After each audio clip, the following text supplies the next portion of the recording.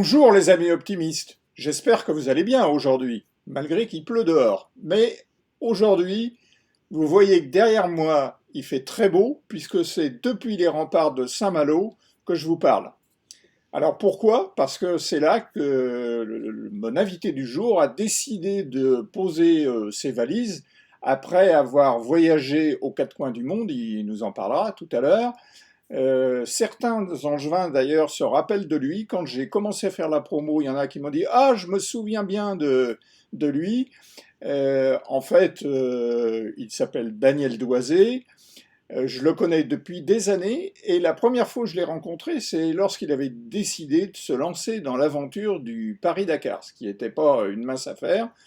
Il y allait, puisqu'il est instit de profession, il y allait surtout pour aider les enfants, en bon instituteur qu'il était. Depuis, il a vécu d'autres aventures au Sénégal, il a écrit des livres et un gros truc, il veut se présenter comme président de la République. Bon, alors, c'est un personnage assez fantasque, il va nous en parler, mais c'est pour ça que je l'aime bien. Il fait partie de mon cercle d'amis, on se rencontre de temps en temps, où on échange à distance.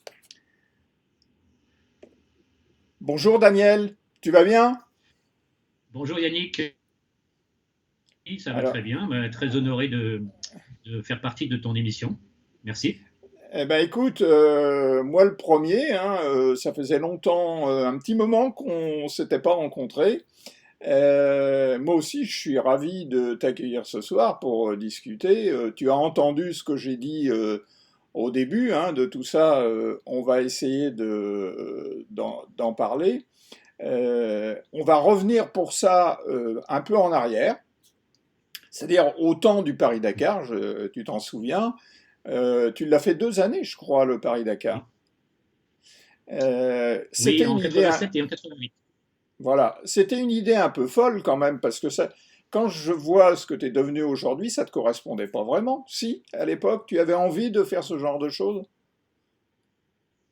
C'est-à-dire que ça correspond quand même à mon parcours parce que l'idée était venue d'un dîner entre copains à Briolet autour de la table un soir et puis chacun y allait de son petit mot sur la critique ou positive ou négative de cette course. Et à un moment, je dis dans la conversation, je dis c'est quand même, on est quand même un peu bêta parce qu'on critique à la fois positivement et négativement une épreuve qu'on ne connaît pas, dans laquelle on n'a jamais mis les pieds et qu'on ne voit qu'à travers des images qui ne sont pas forcément des images objectives. Donc les gars et les filles, je serai au départ l'année prochaine, je vais le vivre de l'intérieur et comme ça, au retour, nous pourrons en parler. Donc c'était un pari en C'est quelque comme ça. sorte, quoi. Complètement, complètement. Et l'idée, si tu veux, c'est ce qui conduit un petit peu tous mes actes, c'est de créer du lien. Donc, dans la présentation, quand tu dis que c'était pour aider les enfants, c'est pas totalement la réalité. C'est surtout pour créer du lien entre des enfants qui étaient donc en Europe et en France, dans des conditions telles qu'elles sont, et puis les mettre en contact avec des enfants du même âge, sur des continents différents avec une culture différente, avec une approche de l'école différente. C'était vraiment, et ça reste mon credo, c'est créer du lien entre les gens, arrêter de se juger par rapport à des préjugés, par rapport à des a priori, et arriver justement à être capable de mieux se comprendre et puis de se respecter encore plus. Alors quel souvenir tu en gardes, toi, de cette expérience du Paris-Dakar?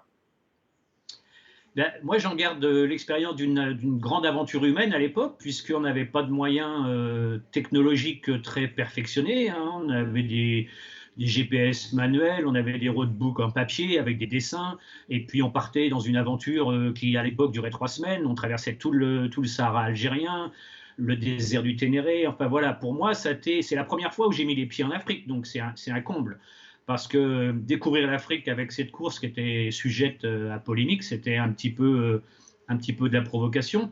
Mais bon, c'est un peu aussi dans mon personnage. Euh,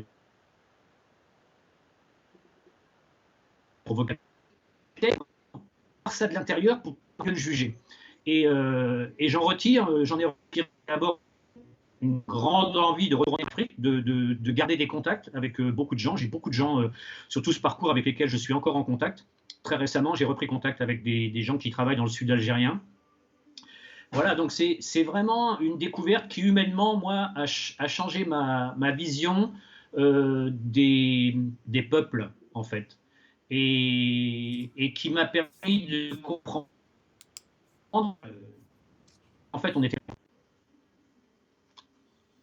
Alors, on t'entend pas très bien, Daniel. La connexion est pas très bonne. Des fois, ça hache un peu.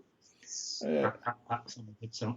Ouais, je suis pas dans un endroit très. Tu sais, les murs de Saint-Malo, ils sont Très hermétiques. épais. Ils sont très épais. Bon, on fera avec. Ouais. Euh, Tu es retourné au Sénégal depuis, parce que tu as vécu en tant qu'enseignant et directeur d'école d'ailleurs. Oui, j'ai vécu au Sénégal pendant 7 ans.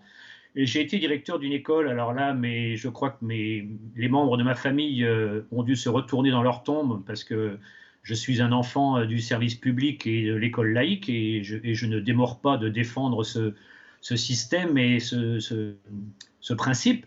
Et là, j'ai été directeur d'une école catholique en plein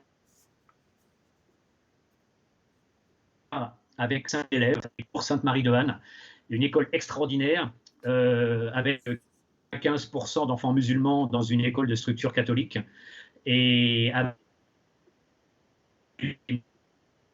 la prière, puisque donc tous les lundis matins, il y avait une prière collective que tous les enfants faisaient. Et c'était vraiment magique de voir tous ces petits gamins musulmans susurrer la prière et attendre le lever du drapeau, ou après on chantait l'hymne. Enfin voilà, il y avait des valeurs dans cette école avec 72 nationalités différentes, jamais de conflit, enfin jamais de conflit sur ces bases-là.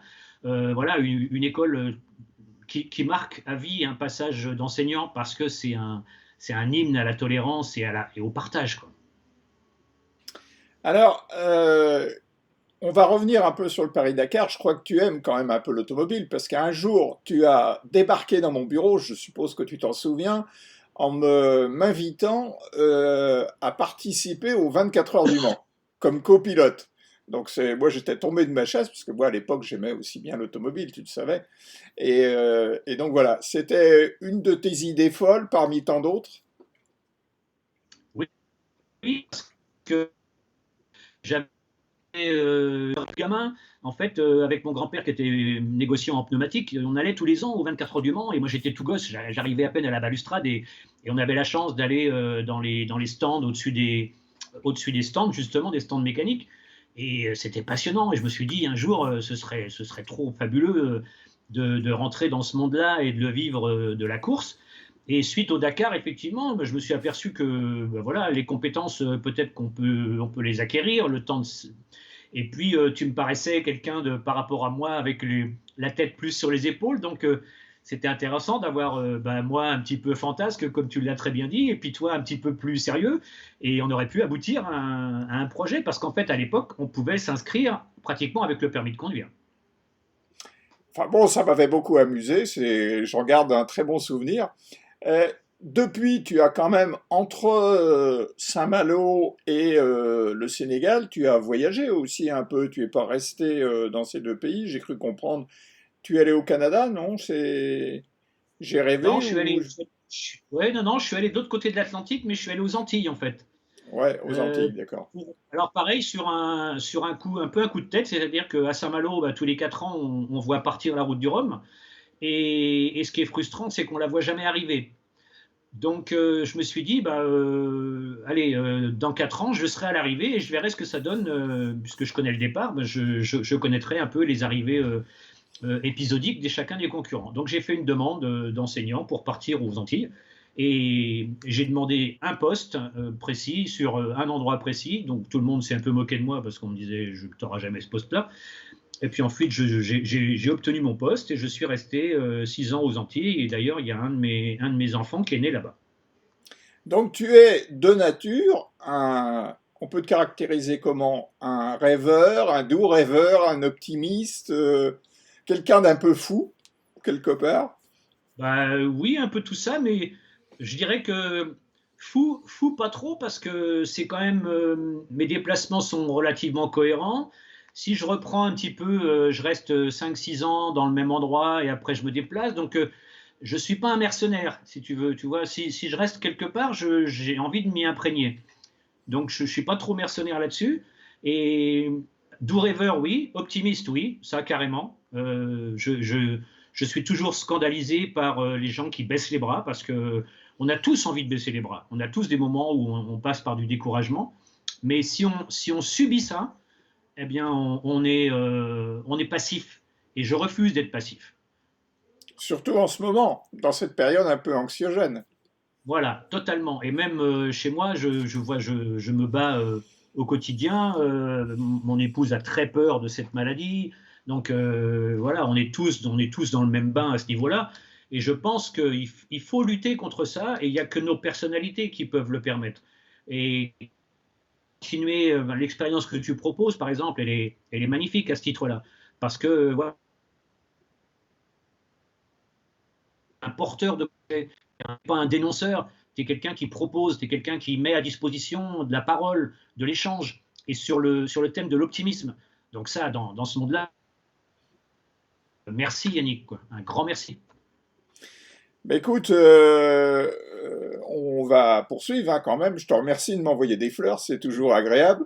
Mais euh, on va parler aussi d'un autre volet de tes activités, c'est que tu écris. Tu écris des poèmes, tu as écrit des romans aussi, et le dernier en date d'ailleurs, c'est aussi un de tes rêves. Tu voulais qu'on le mette en film. Tu m'avais sollicité, d'ailleurs, tu connais aussi mon activité de réalisateur audiovisuel et tu m'avais sollicité. Parle-nous un peu de tes romans parce que j'ai l'impression qu'au travers de tes romans, c'est un peu toi que tu décris quelque part. Ah oui, complètement. Là, c'est totalement dans le vrai. Il faut pas se voiler la face. Mais je crois que toute personne qui écrit livre un peu d'elle-même dans ce qu'elle écrit. Mais donc j'ai écrit plusieurs romans. Un premier qui s'appelle Grain de sable, dans lequel on décrit l'aventure d'un homme et d'une femme qui ne vont pas tomber amoureux l'un de l'autre. Je suis en dehors de ces clichés-là, où, un peu hollywoodiens, où tout finit bien dans les livres, où tout se passe comme on l'attend. Donc ces deux personnages ont vécu chacun un drame personnel, et ils vont vivre de façon parallèle un petit peu. Donc évidemment, ils vont aller passer un moment de leur vie en Afrique, ça c'est incontournable. Et puis voilà, ça raconte une histoire d'amour, en fait, mais qui ne se matérialise jamais. Et le deuxième s'appelle 23 Nord, 4 Ouest, et celui-là, je l'aime beaucoup parce que c'est lié à une aventure justement qui m'est arrivée pendant le Dakar en 88, où c'est une image qui, moi, me marque quotidiennement, c'est-à-dire que j'ai vécu en direct, hélas, le décès d'un petit bonhomme au fin fond du nord Mali, sous une tente, avec des bergers, un couple de bergers, où les chèvres n'avaient plus de cailloux que d'herbe à manger. Enfin, voilà, c'est un épisode de ma vie qui m'a effectivement fait aussi beaucoup réfléchir sur ce qu'on a chacun de nos côtés, et les façons de vivre qui sont très différentes. Et donc ce 23 Nord 4 Ouest, en fait, sous l'apparence d'un roman policier, est pour moi un très beau livre humaniste, voilà, sur pas mal de choses, sur le racisme, sur le choix de vie, les racines, enfin voilà, il y a plein de choses dans ce bouquin que j'aime beaucoup. Et puis, il y en a un autre qui s'appelle donc La légende de Tina, celui dont je t'avais parlé pour en faire un film, parce qu'il a eu au Sénégal, celui-là, un impact, parce qu'il parle d'une jeune fille qui embarque sur une pirogue, mais totalement par hasard. Elle vient en fait essayer de dissuader son frère de partir. Et dans une bousculade pendant la nuit, elle se retrouve embarquée.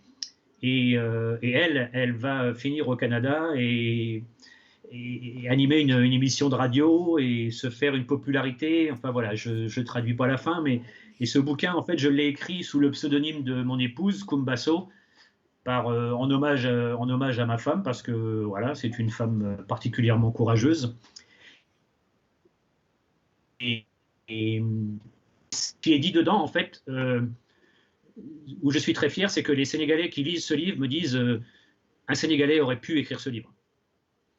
Et puis le dernier en date, c'est un recueil de textes qui s'appelle Blasphème. Donc ça dit bien ce que ça veut dire. Dans ce texte, j'attaque beaucoup de choses.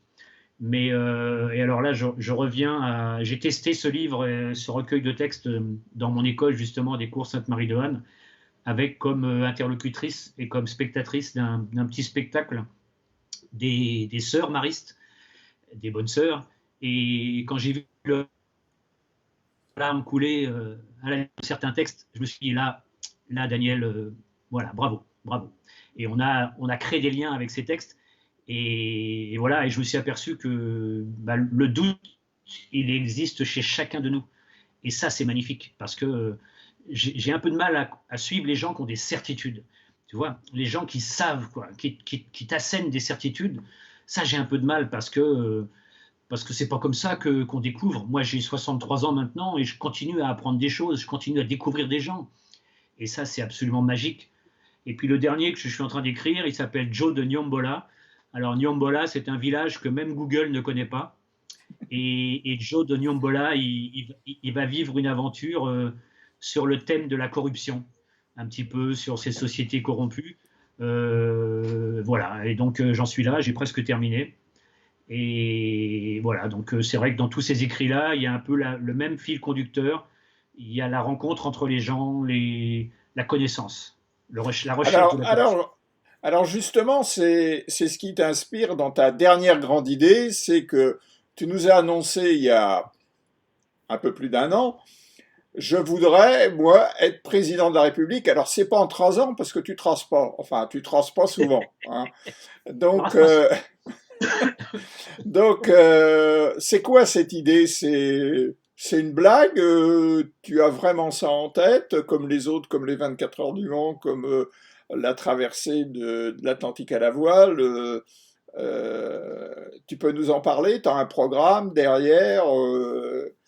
Parle-nous un Alors, peu de cette idée. oui, je peux en parler. Alors justement, c'est très bien que tu prononces le mot programme. Je n'ai pas de programme. Je n'ai pas de programme pour la simple raison que toutes les personnes qui, depuis des années, dirigent le pays ont des programmes qu'ils ne suivent jamais. Et on sait aussi, on est nombreux à savoir que les promesses n'engagent que ceux qui y croient, pas ceux qui les font. Et donc, je n'ai pas de programme, j'ai des propositions. Je souhaite, d'abord, j'ai une mesure que je souhaiterais établir en France, c'est le salaire à vie. Cette mesure, elle vient pas de moi, je ne l'ai pas inventée, elle vient d'un éminent universitaire qui s'appelle Bernard Friot et qui la développe. Et j'ai adhéré à ce discours en le modifiant à ma sauce, évidemment, mais et ce salaire à vie, en fait, il est le symbole pour moi de ce qu'on devrait arriver à obtenir pour changer notre regard par rapport au travail. Un regard au travail qui est réducteur. Nous estimons que notre personnalité, elle est liée à notre travail. Moi, je dis que c'est l'individu qui doit être remis au cœur de la société. Ce salaire à vie, il est très simple dans le fonctionnement. À 18 ans, tout citoyen français touche 1 500 € par mois pour toute sa vie. Donc,